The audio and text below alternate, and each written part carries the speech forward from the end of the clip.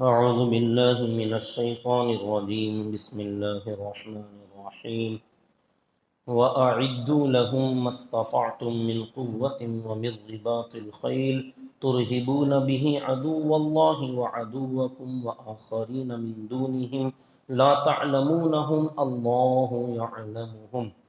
اور تم اپنے دشمنوں کے لیے جتنی ہو سکے تم سے اپنی قوت کو جمع کر کے رکھو، اور پالتو گھوڑوں کی چھاونیاں جس کے ذریعے سے تم اللہ کے دشمن اور اپنے دشمن کو ہیبت میں ڈال سکو، اور ان کے علاوہ جو بعد میں دوسرے ہیں ان کو بھی جنہیں تم نہیں جانتے اللہ ان کو جانتے ہیں۔ وَمَا تُنْفِقُوا مِنْ شَيْءٍ فِي سَبِيلِ اللَّهِ يُوَفَّ إِلَيْكُمْ وَأَنْتُمْ لَا تُظْلَمُونَ، اور اللہ کے راستے میں تم جو چیز بھی خرچ کرو گے وہ تمہیں پوری پوری لوٹا دی جائے گی، اور تم پر ذرہ برابر کمی یعنی ظلم نہیں کیا جائے گا۔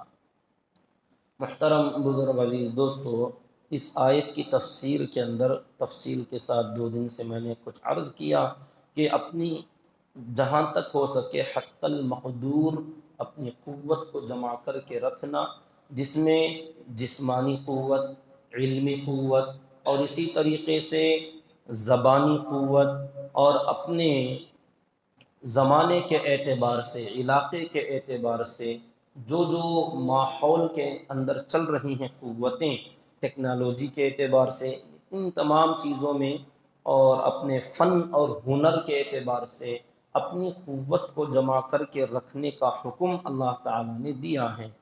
انہی قوتوں میں سے ایک قوت اور بھی ہے جو کہ سب سے بہترین اور سب سے اہم قوت ہے، وہ ہے مال۔ لیکن اس پوری آیت میں آپ غور کر کے دیکھیں کہ مال کو جمع کرنے کا حکم اللہ نے نہیں دیا۔ وَأَعِدُّوا کہ تیار کر کے رکھو، مستعد رہو اپنی حتی المقدور قوت کے اعتبار سے۔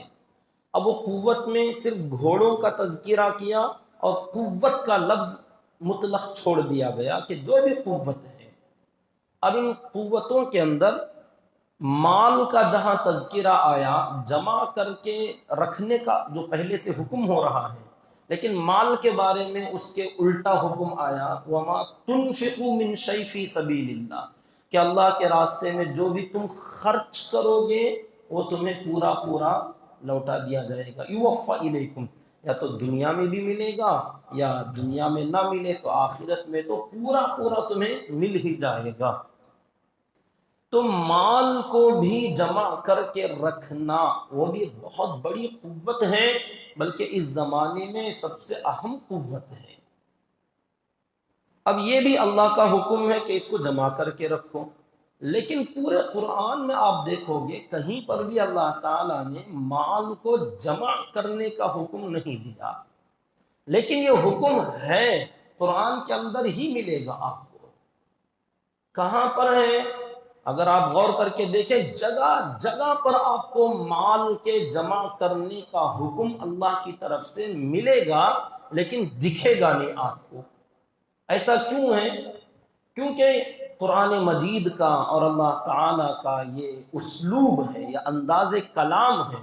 ہماری بھی زبانوں کے اندر کچھ باتوں کا انداز ہوتا ہے، کچھ الفاظ کے بولنے کا، محاورے استعمال کرنے کا، ہر زبان میں ہر علاقے میں کچھ انداز ہوتے ہیں، اور اس انداز سے سامع بات سننے والا آدمی سمجھ جاتا ہے کہ جس سے ہم بات کر رہے ہیں وہ اپنے اس مقصد کو سمجھ جاتا ہے جو ہم بولنا چاہتے ہیں۔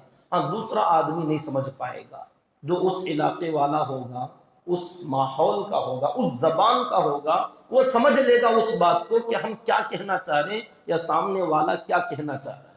جیسے ہمارے علاقے میں موٹی زبان میں عام طور پر ایک جملہ بولتے ہیں، جب کوئی مسافر رخصت ہونے والا ہو، اپنے گھر سے بیٹی بیٹا کوئی جا رہے ہوں، تو جانے والے جاتے وقت جانے کا ارادہ نکل رہے ہیں، اب وہ بولتے ہیں آتو میں۔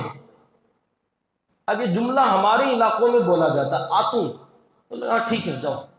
ارے وہ آتو بول رہا، آپ بول رہے ٹھیک ہے جاؤ۔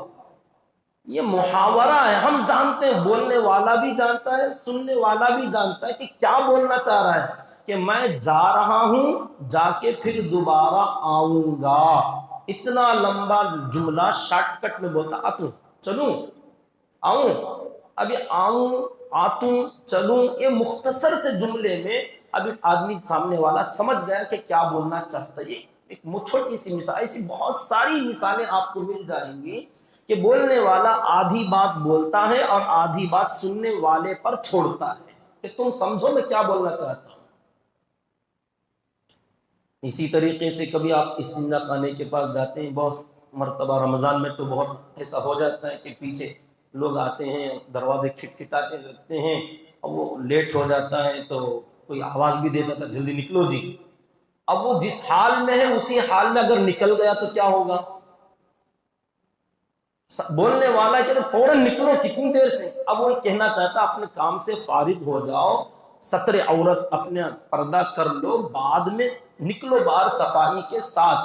جیسے ہو ویسے جلدی نکل کے آ گیا تو آپ بھی بھاگ جاؤ گے.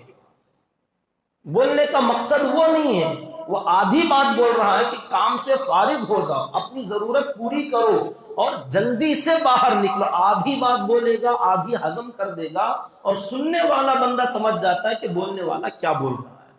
بات سمجھ. ایسی بہت ساری مثالیں آپ کو مل جائیں گی. تو قرآن مجید میں بھی اللہ تعالی کچھ الفاظ بولتے ہیں اور کچھ الفاظ حذف کر دیتے ہیں اور وہ سننے والے پر چھوڑتے ہیں. اسے کہتے ہیں فہم سامع پر بھروسہ کر کے کسی لفظ کو چھوڑنا. سننے والے کے فہم پر، سمجھ پر اعتماد ہے، بھروسہ ہے، تم سمجھ جاؤ گے ہم کیا بولنا چاہتے ہیں. اس لیے آدھی بات بولی گئی، آدھی بات چھوڑ دی گئی. قرآن کی ایک دوسری مثال دیتا ہوں. اللہ تعالیٰ نے ایک بہترین مشہور آیت عام جو تھوڑے بہت دیندار ہوتے ہیں سب کو یاد ہوتی ہے، قل اللہم مالک الملک تؤتی الملک من تشاء وتنزع الملک ممن تشاء وتعز من تشاء وتذل من تشاء بیدک الخیر انک علی کل شیء قدیر.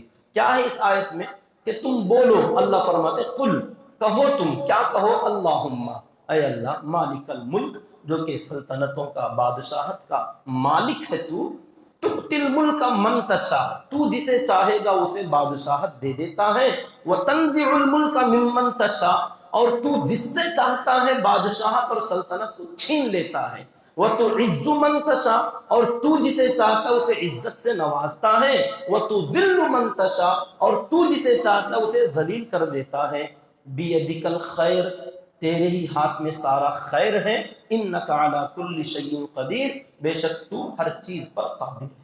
ابھی پورے جملے میں ایک چیز حذف ہو گئی ہے، ایک چیز غائب ہے اس کے اندر، لیکن آپ کو سمجھ میں آئے گا ہے وہاں.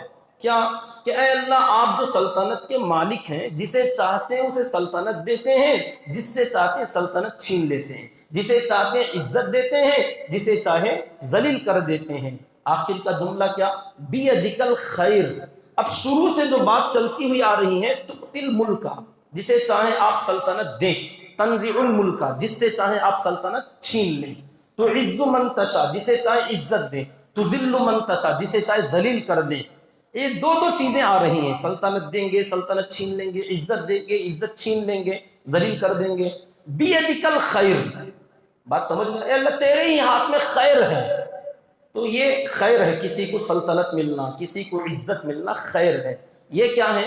کسی کے پاس سلطنت تھی چھین لی گئی، کسی کی عزت کو ذلت میں بدل دیا گیا. یہ کیا ہے؟ یہ شر ہے نا بھائی، بری بات ہے، اچھی چیز نہیں. کسی کو ذلیل کر دینا، دنیا میں کوئی بندہ ذلیل ہو جائے اس کا تو شر ہے. اس سے کسی کی سلطنت چلی گئی، شر ہے، وہ برا ہے. تو اب اللہ تعالیٰ فرماتے دونوں چیزیں بولتے بولتے آئے، آخر میں کہتے ہیں اللہ تیرے ہی ہاتھ میں خیر ہے. تم بولو بیدک الخیر، اللہ تیرے ہاتھ میں خیر ہے. تو شر کس کے ہاتھ میں ہے؟ بات سمجھ میں آ رہی کہ شر کس کے ہاتھ میں؟ برائیاں جو لوگوں کو آتی ہیں، مصیبتیں پہنچتی ہیں، تکلیفیں پہنچتی ہیں، کوئی ذلیل ہوتا ہے، کوئی کنگال ہو جاتا ہے، تو یہ کس کے ہاتھ میں ہے؟ اور ہم سب بڑے فخر سے بولتے ہیں کہ اللہ کی مرضی کے بغیر کچھ نہیں ہوتا، وہ جو چاہے گا وہی ہوگا. بیماری دینے والا وہی، صحت دینے والا وہی، ذلت دینے والا وہی، عزت دینے والا وہی، زندگی دینے والا وہی، موت دینے. ارے سب چیزیں ہم بولتے ہیں. تو قرآن میں اللہ نے بیدک الخیر کے بعد ایک لفظ بولنا تھا، کیا؟ والشر. بیدکل خیر والشر، اے اللہ تیرے ہی ہاتھ میں خیر بھی ہے شر بھی ہے، کیونکہ تؤتی الملک تنزع الملک تعز من تشاء تذل من تشاء، تو اس کے حساب سے فٹ بنتا ہے بیدکل خیر والشر، اے اللہ تیرے ہی ہاتھ میں خیر بھی ہے شر بھی ہے۔ یہ ہونا تھا لیکن اللہ نے اس کو حذف کر دیا، بیدکل خیر، اتنا بولو کہ اللہ تیرے ہی ہاتھ میں خیر ہے، شر وہ بھی میرے ہی پاس ہے مگر تم مت بولو، ہے وہاں پر، کیونکہ اللہ شروع سے مضمون لا رہے ہیں، آپ غور تو کریں، برا بولنا اس کے اندر موجود ہیں لیکن الفاظ میں حذف کر دیا گیا، تم سمجھ لو باقی کی بات۔ اچھا ہم سمجھ جائیں گے مگر بولتے تو کیا ہوتا، کچھ چیزیں ہوتی ہیں جو بولنے کے لائق نہیں ہوتی، حقیقت ہوتی ہیں مگر وہ بولی نہیں جاتی، ہر حقیقت جو بات ہوگی اسے بولنا ضروری نہیں ہے، ہر سچی بات بتانا ضروری نہیں ہوتی، سچی ہوگی پوری دنیا جانتی ہوگی مگر آپ اس کو بتائیں گے تو نقصان میں آئیں گے، ایسی بھی کچھ باتیں ہوتی ہیں۔ مثال کے طور پر بتاؤں، ہر سچی بات حقیقی بات آپ نہیں بول سکتے۔ گھر میں چھوٹے بچے عید کے موقع پر رشتہ دار آتے ہیں، ماموں جان، ماما جو بھی آپ بولتے ہیں، امی کے بھائی، ماما ماموں، بڑا پیارا محبت بھرا جملہ، حقیقی بات ہے سچی بات ہے آپ بولتے ہیں۔ اس کا ایک دوسرا بھی رشتہ ہے، یہ ماما اس وقت میں بنے جب امی جان ہمارے ابا کے نکاح میں آئی ہیں، تو یہ ابا کے یہ جو امی کے بھائی ہیں ہمارے، یہ ہمارے ابا کے لیے کیا بن جائیں گے، سالے۔ اب آپ کہیں جو آئے ابا جان کے سالے صاحب آگے مبارک ہو، تھپڑ پڑے گا آپ کو۔ سالے تو ہیں ہماری زبان میں بولتے ہیں، نسبتی برادر ہیں، مگر آپ مت بولیے اس کو، حقیقی بات کیا میں جھوٹ بولیا کیا، پکی بات سچی بات حقیقی بات پوری دنیا جانتی ہے مگر بولنے کی نہیں، آپ نہ بولیں۔ آپ کے ابا جان بولیں گے میرے سالے صاحب ہیں تو آپ بھی خوش ہو کے بولیں گے، کسی کو یہ ہمارے ابا کے سالے ہیں تو آپ بولو یہ ہمارے ماموں ہیں۔ بات سمجھ گئے، سچی بات ہے حقیقی بات ہے، نہیں بولو گے آپ، وہ چھوڑ دو گے آپ، اگر بولو گے تو نقصان میں جاؤ گے۔ تو یہ جو ہیں اللہ تعالیٰ نے شر کا لفظ چھوڑ دیا، کیوں؟ کیونکہ سب چیزیں میرے ہی ہاتھ میں ہیں، لیکن تم جیسے لوگوں کا میری طرف شر کی نسبت کرنا یہ میری شان کے خلاف ہے، تم مت بولو۔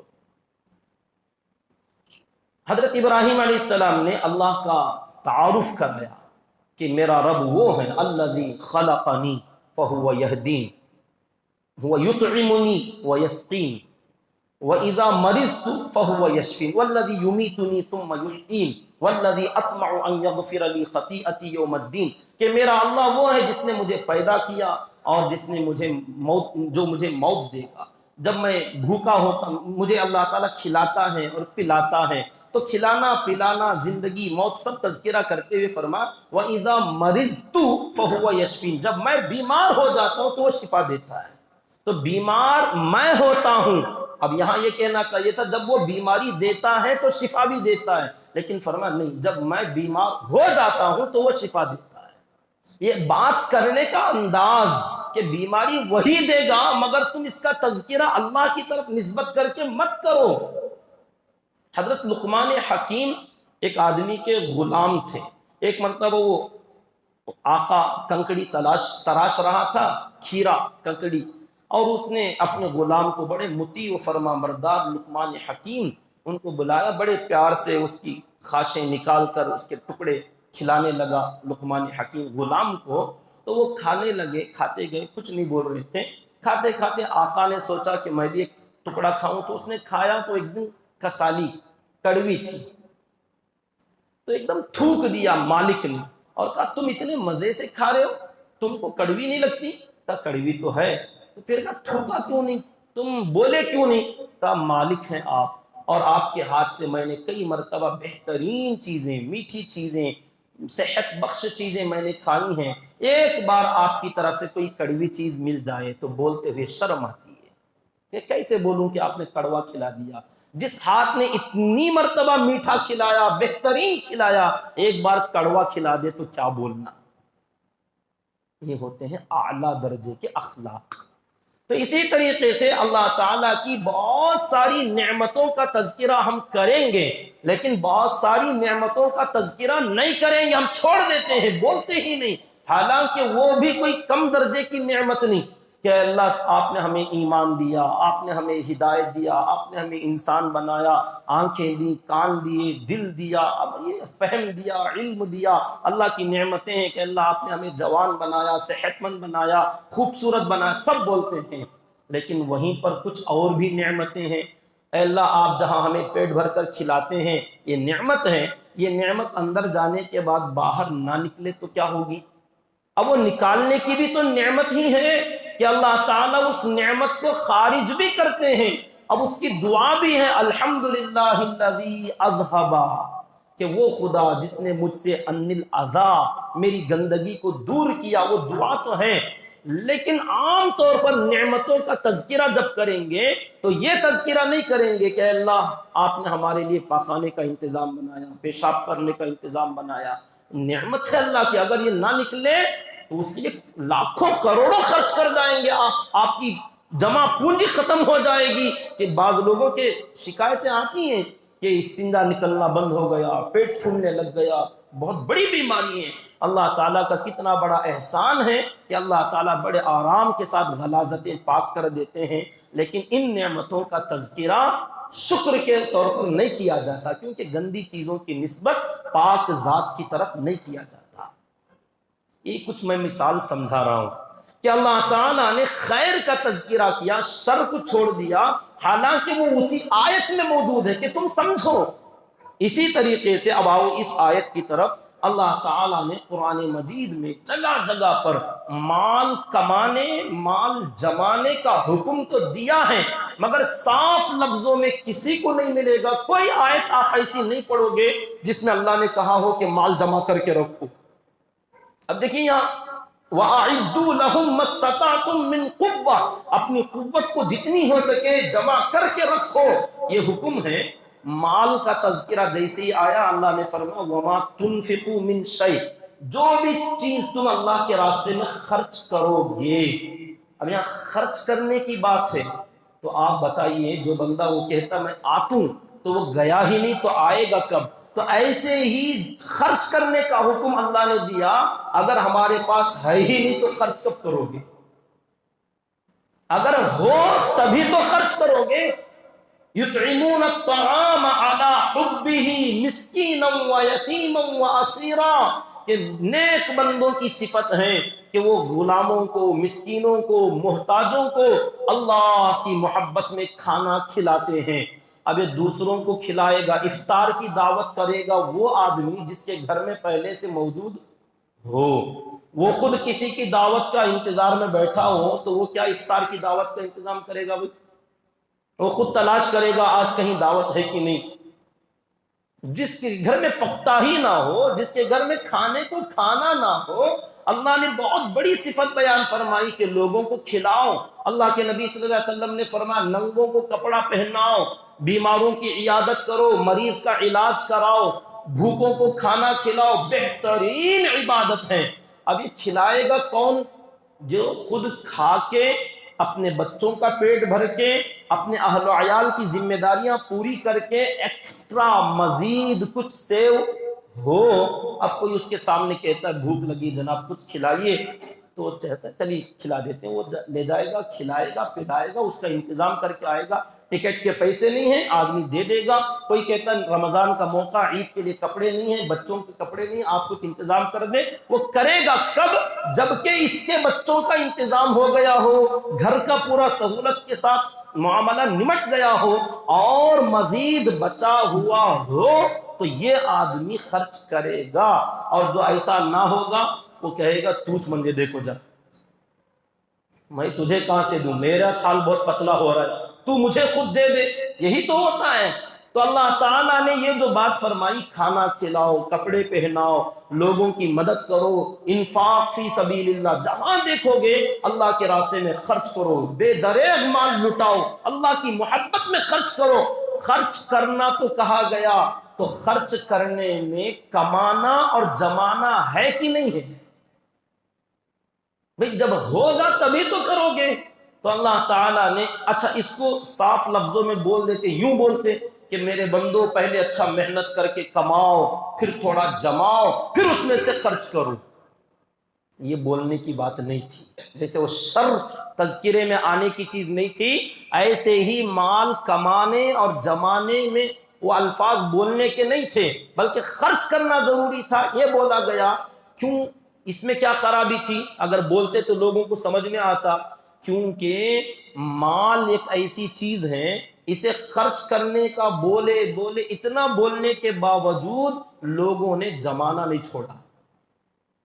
لوگوں نے الذی جمع مالا وعددا، مال جمع کر کے گن کے اسٹاک کر کے رکھنا، اتنی وعیدیں سنانے کے باوجود، اتنی فضیلتیں سنانے کے باوجود کہ مال خرچ کرنے کی اتنی فضیلت ہے، جمع کر کے رکھو گے اور اس کی زکوٰۃ نہیں دو گے، اس کا حق ادا نہیں کرو گے، اس کا یہ عذاب ہے، یہ سنانے کے باوجود کتنے لوگ ہیں جو مال جمع کر کے رکھتے ہیں. الذین یبخلون ویأمرون الناس بالبخل، جو خود بھی کنجوسی کرتے ہیں، لوگوں کو بھی کنجوسیاں کرنا سکھاتے ہیں. ارے تم نہ کیا جی ہو گیا، یوں خرچ کرتے ہیں، تھوڑا بچا کے رکھو، کام آئے گا.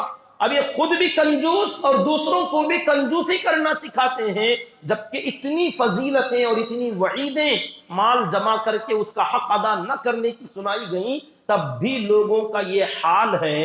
اب اگر صاف بول دیا جاتا کہ مال کماؤ، مال جماؤ، پھر خرچ کرو، تو لوگ یہ دو حکموں میں پھنس جاتے، تیسرے کی طرف نہ جاتے.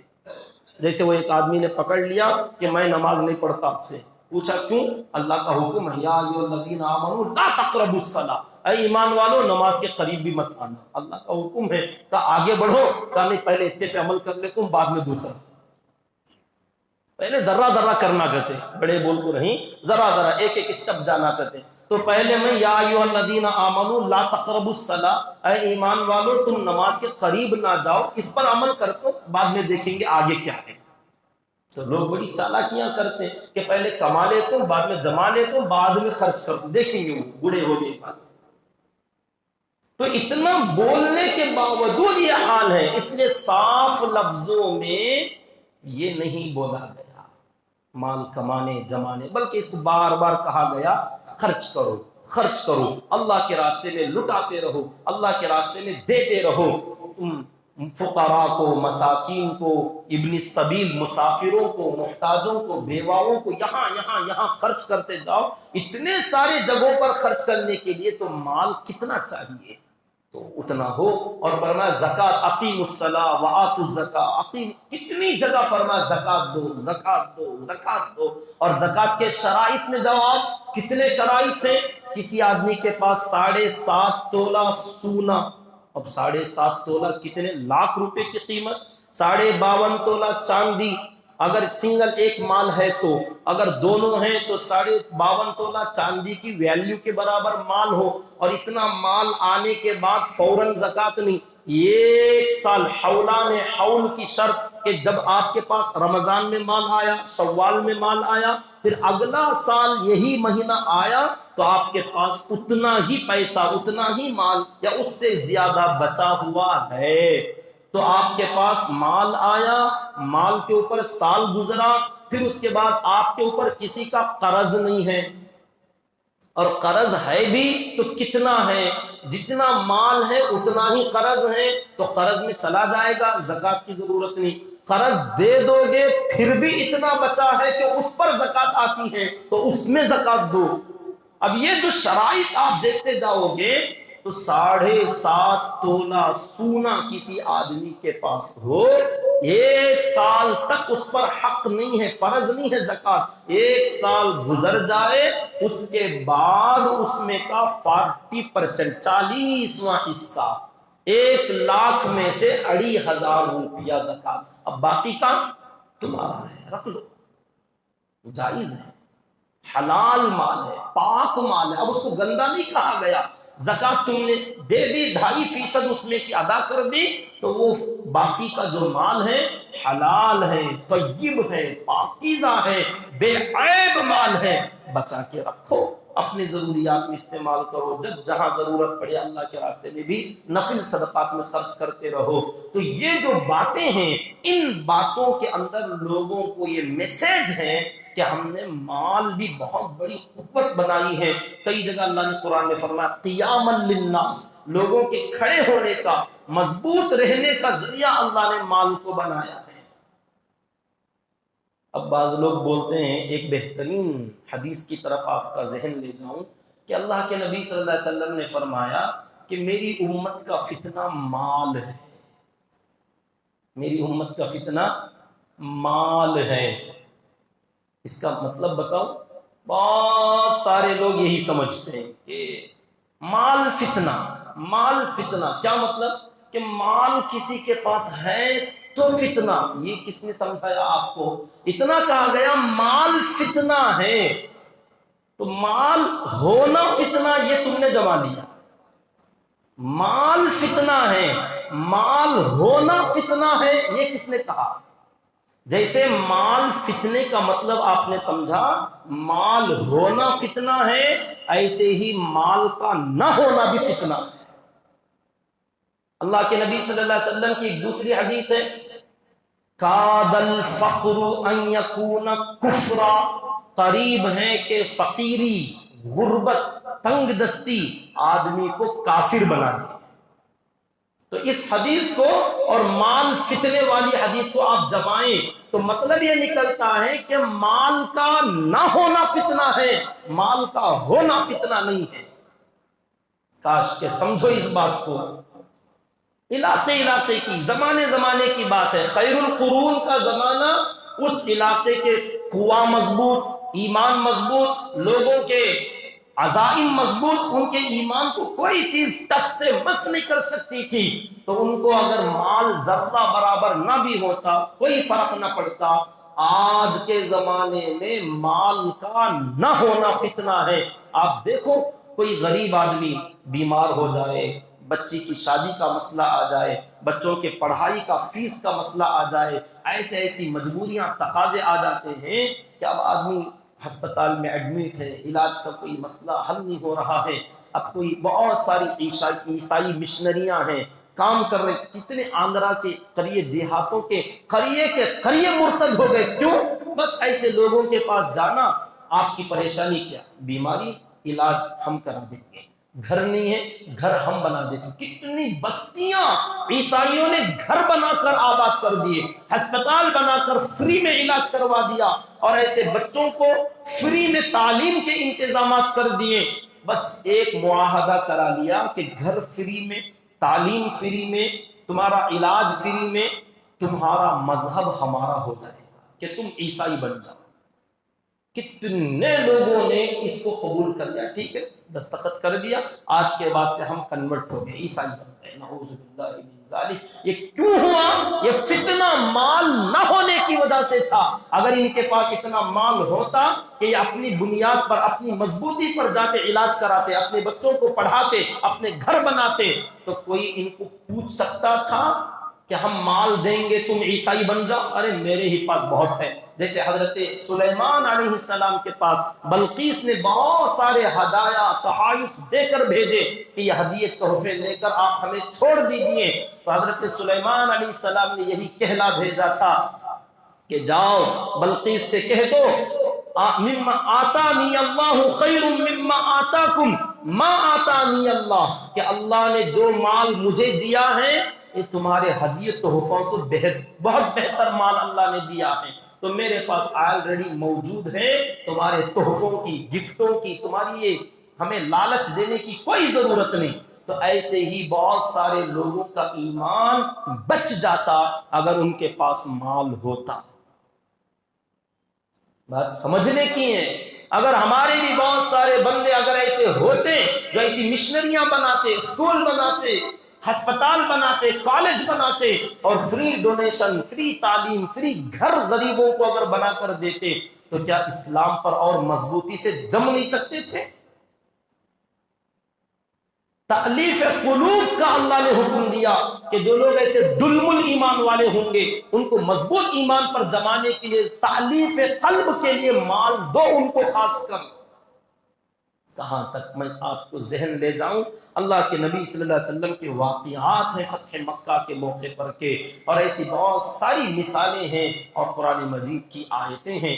لوگوں کو دھوکہ لگا کہ مال کا ہونا فتنہ لوگوں نے سمجھ لیا، نہ ہونا اس سے بڑا فتنہ ہے۔ جیسے اللہ نے ایک جگہ فرمایا انما اموالکم و اولادکم فتنہ، کہ تمہارے مال اور تمہارے اولاد فتنہ ہے۔ حضرت تھانوی رحمۃ اللہ علیہ فرماتے ہیں یعنی اولاد کا ہونا آزمائش ہے تو اولاد کا نہ ہونا اس سے بڑی آزمائش ہے۔ بات سمجھنے کی ہے، اولاد ہونا آزمائش، اولاد کا نہ ہونا اس سے بڑی آزمائش۔ جس کو نہیں ہے یہ دولت ان سے پوچھئے کیا گزرتی ہے ان پہ۔ تو اولاد کا ہونا فتنہ، اولاد کا نہ ہونا اس سے بڑا فتنہ۔ تو مال کا ہونا فتنہ، مال کا نہ ہونا اس سے بڑا فتنہ۔ کاش کہ لوگ امت مسلمہ اس بات کو سمجھے اور مال کمائیں، جمائیں، اور اس کے بعد اس میں سے اللہ کے راستے میں خرچ کرنے کا حکم دیا جائے کہ غریبوں، مسکینوں، محتاجوں، عید کی خوشی کے موقع پر کون سے ایسے گھر ہیں جن میں عید کا سامان نہیں ہے، بچوں کے کپڑے نہیں ہیں، کھانے کا انتظام نہیں ہے، گھر گھر تلاش کر کے ایسے لوگوں کو پہنچایا جاتا۔ اگر آج ہم کہیں ایک ڈھونڈو تو 1000 ملیں گے، ایک گھر ڈھونڈنا چاہو 1000 مل جائیں گے۔ اللہ کے نبی صلی اللہ علیہ وسلم نے خوش ہو کے فرمایا ایک زمانہ آئے گا کہ بندے لوگ زکوٰۃ کا مال لے کر ڈھونڈتے پھریں گے، کوئی ایک بھی بندہ لینے والا نہیں ملے گا۔ یہ خوشی کی بات اللہ کے نبی صلی اللہ علیہ وسلم نے سنائی۔ اللہ تعالیٰ اتنی فراوانی دیں گے، اتنی فراوانی دیں گے کہ ایک موقع آئے گا کہ جیسے آج بے دریغ لوگ زکوٰۃ لے رہے ہیں، ایک وقت آئے گا ڈھونڈتے پھر جاؤ گے، سب کہیں گے مندے کیا دی ضرورت، مجھے ضرورت نہیں۔ آج لوگوں کی مجبوریاں ہیں جو آپ سے سوال کر رہے ہیں، لے رہے ہیں، ایک وقت آئے گا کوئی سوال کرنے والا باقی نہیں رہے گا۔ تو معلوم ہوا کہ یہ مال کا ہونا آدمی کے ایمان کی حفاظت کے لیے، دشمنوں سے مدافعت کے لیے، اور خود اپنے اور اپنے اہل و عیال۔ اور ایک بہت بڑا اہم مسئلہ ذہن سے نکل گیا، آج کل بہت ساری ہماری ایمان والی عورتیں جن کے شوہر فوت ہو گئے یا کوئی بیمار ہیں، اللہ معاف فرمائے بولتے ہوئے ڈر لگتا ہے، کتنی ایسی بہنیں ہیں جو مجبوری میں گزر بسر کے لیے اپنے جسموں کا دھندا کرنے پر مجبور ہیں۔ مال ان کے پاس ہوتا تو کیا یہ غلط قدم اٹھاتی؟ ان کی گزر بسر کا مسئلہ، بچوں کا مسئلہ، آپ ڈھونڈیے ایسے گھر کتنے ملتے ہیں۔ اللہ رحم فرمائے، اللہ ان بہنوں کی غیب سے مدد فرمائے، ان کی مجبوریاں کے شوہر انتقال کر گئے، کوئی پرسان حال نہیں، کچھ مال نہیں ہے اور کوئی کمانے والا نہیں، چھوٹے چھوٹے معصوم بچے۔ اب یہ مجبوریاں آدمی کو غلط راستوں پر، اور یہی کام آگے چلتے ہوئے کفر پر بھی لے کے چلے جاتے ہیں۔ ارے کون کی ایک ہاتھ پکڑا تو بس سہارا ملا تو بس انہیں ہندو کی، عیسائی کی، مسلمان کی، ہم نہ کیا ہونا، بھوک ہے پیٹ بھرا تو بس، ننگے ہیں کپڑے پہنایا تو بس، بچے بے سہارا ہیں کوئی سہارا ملا تو بس، چاہے وہ اپنا ہو یا پرایا۔ کاش کے بات سمجھے، لوگ اپنے مرنے سے پہلے اپنے اہل و عیال کو سڑک کا نہ بنا کر جائیں، فٹ پاتھ کا نہ بنا کر جائیں، اپنے اہل و عیال کو اپنے مرنے کے بعد ان کی دین کی، ان کی عزتوں کی حفاظت کا انتظام کر کے جائیں۔ یہ انتظام ہوتا ہے مال کے جمع کرنے سے۔ کاش کہ اتر جائے تیرے دل میں میری بات، میں نے جو بتلانا تھا عرض کر دیا۔ اللہ تعالیٰ سے دعا کریں کہ اللہ رب العزت امت مسلمہ کو قرآن مجید کو پڑھنے کی توفیق عطا فرمائے، قرآن مجید کو سمجھنے کی توفیق عطا فرمائے، اس کے مطابق اپنے ایمان و اعمال کو درست کرنے کی اللہ توفیق عطا فرمائے۔ آمین۔ سبحان اللہ و بحمدہ، سبحانک اللہم و بحمدک، ونشہد ان لا الہ الا انت ونستغفرک ونتوب الیک۔